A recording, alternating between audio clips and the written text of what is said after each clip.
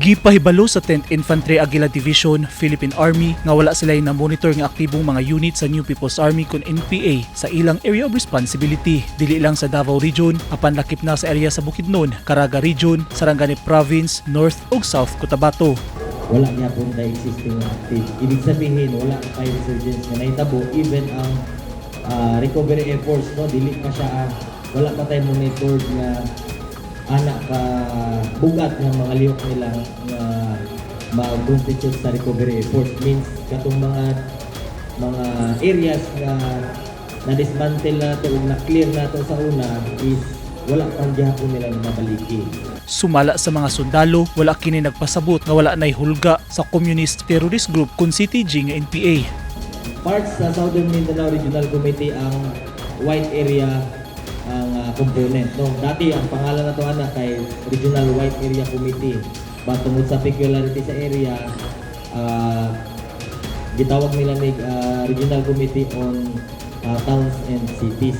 So basically, diri ni siya sa mga syudad sa Tua. Sa kinaingon diri is kining mga CTG urban operators. Dili ni sila mga armed, not necessarily nga mga armed. But sila ang pinakataas nga potential threat karon pagkatapos sa resurgence through organizing lang gihapon. Based diri ang recruitment, then posible ginatanaw nato mo infiltrate na po sila sa mga vulnerable areas. No? Luyos sa naangkon nga insurgency free, walay pagluag ang kasundaluhan sa external security operation aron masiguro nga masustener ang kalinaw sa ilang AOR ug aron dili na makaporma og balik ang NPA. Fortunately, wala pa sila dili pa sila ka-execute ug mga lihok nga mag-constitute lagi og recovery effort. So more on